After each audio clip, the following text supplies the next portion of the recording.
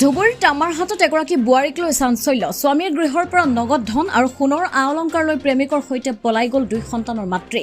ধুবুৰী জিলাৰ তামাৰহাট থানাৰ অন্তৰ্গত কালাচান পাৰত এই ঘটনা সংঘটিত হৈছে আৰু গাঁওখনৰ ইমানুল ইছলামৰ বোৱাৰী তথা 2 সন্তানৰ মাতৃ যোৱা 2 জুলাই তাৰিখে নিৰুদ্দেশ হৈ আছে। পিছত ছ'চিয়েল মিডিয়াৰ যোগেদি জানিব পৰা মতে বোৱাৰীগৰাকী বংগৰ লাওকুটি গাঁৱৰ এজন প্ৰেমিকৰ লগত পলাই গৈছে। কিন্তু অভিযোগ মতে স্বামী গৃহৰ পৰা প্ৰায় 35 লাখ টকা নগদ ধন আৰু সোণৰ আ-অলংকাৰ লৈ ঘৰৰ পৰা উধাও হৈছে বোৱাৰীগৰাকী। ছ'চিয়েল মিডিয়াৰ যোগে বোৱাৰীগৰাকীয়ে জানিবলৈ দিয়ে যে তাইৰ স্বামীক এবছৰ পূৰ্বে ডিভোৰ্চ দিছে। কিন্তু কথা হ'ল, যদি এবছৰ পূৰ্বে ডিভোৰ্চ দিছে তেন্তে এবছৰৰ স্বামী গৃহত থকাৰ আচলতে উদ্দেশ্য কি আছিল, তাকে লৈ বিভিন্নজনে বিভিন্ন প্ৰশ্ন উত্থাপন কৰিছে। কিন্তু কথা হ'ল, যদি এবছৰ পূৰ্বে ডিভোৰ্চ দিছে তেনেহ'লে স্বামী গৃহত তেওঁ কিয় আছিল ইমান দিন? আৰু অভিযোগ মতে স্বামীৰ নামত থকা 4খনকৈ বাহন বিক্ৰী কৰি ধন লৈ পলাই গৈছে এগৰাকী মহিলা। ধন বিচাৰি আৰক্ষীৰ কাষ চাপিছে এতিয়া ভুক্তভোগী স্বামীয়ে। আমি ইয়াছিন শেখ, মই ধুবুৰী ডিষ্ট্ৰিক্ট তামাৰহাট থানাৰ অন্তৰ্গত কালাচানপাৰা গাঁৱৰ পৰা কৈ আছোঁ। মোৰ সৰু ভাই এটা আছিলে ইমানুল ইছলাম, তাৰ বোৱাৰী এজন আছিলে। আগত সিহঁতে অৰুণাচল আছিলে, আমিও অৰুণাচল কাম কৰা মানুহ হয়, একলগত কাম কৰিছিলোঁ। সিহঁতে তাত গাড়ীৰ বিজনেছ কৰিছিলে, কৰি কিনে তাত গাড়ী চাৰি কিনিছিলে। সেই গাড়ীবোৰ তাৰ পৰা আগত ইয়াত লাষ্ট গুচি আহিছে, ঘৰ চৰ বনাই ইয়াত বহিব বুলি। সেইটো কাৰণে ইয়াত অলৰেডি চাৰিটা গাড়ী লৈ কিনে আমাৰ গাঁৱত আহিছিলোঁ। সেইটো গাড়ী দুটা আছিলে ডাম্পাৰ 6 চকা, এখন ট্ৰেক্টাৰ আৰু এখন ডাঙৰ JCB। সেই গাড়ীবোৰ পূৰা মানে আগত যিমান টকা লৈছে আৰু লাষ্ট যিমান এই গাড়ীবোৰ বিক্ৰী কৰিছে সেই টকাটো মানে সেইটো মাইকীজনৰ হাতত আছিলে।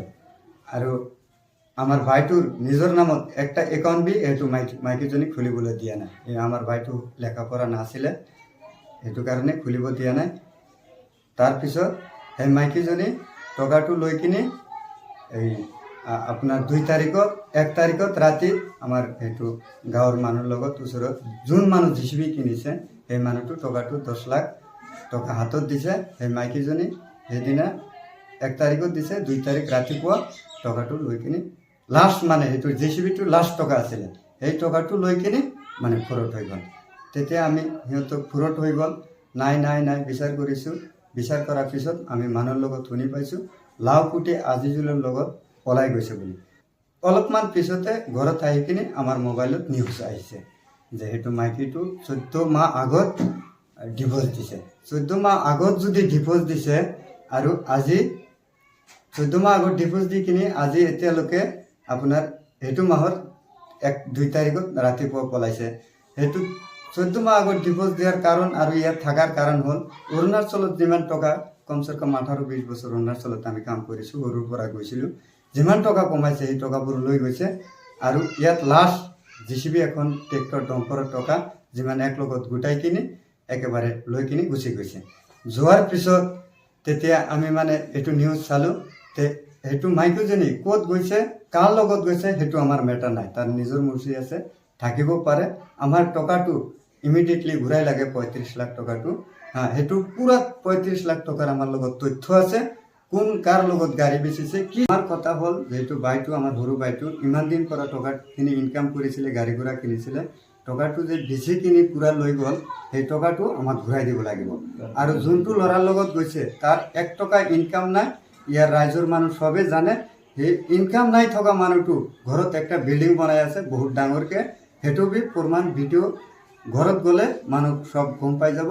সেইটো কাৰণে আমাৰ টকাটো ইমাৰ্জেঞ্চি ইমিডিয়েটলি ঘূৰাই লাগে আমাৰ সৰু ভাইটোৰ কাৰণে। তাৰ চলিবৰ কাৰণে এতিয়া 1 টকা নাই, 100 টকা একটা থৈ যোৱা নাই। 2টা সৰু বাচ্চা আছে, একটা ছোৱালী আছে আপোনাৰ 5-6 বছৰ আৰু ল'ৰাটো 10-ৰ পৰা 11 বছৰ বয়স হ'ব। আপনাৰ ভাইটিৰ নাম কি? আমাৰ গৌৰীপুৰৰ পৰা চাহাবুদ্দিন মৌলাৰ প্ৰতিবেদন, অমৃত নিউজ 20.7। অমৃত প্ৰবাহ অসমীয়া সাপ্তাহিক কাকতৰ ডিজিটেল সংস্কৰণ অমৃত নিউজ, সত্যৰ সন্ধানত অমৃত নিউজ।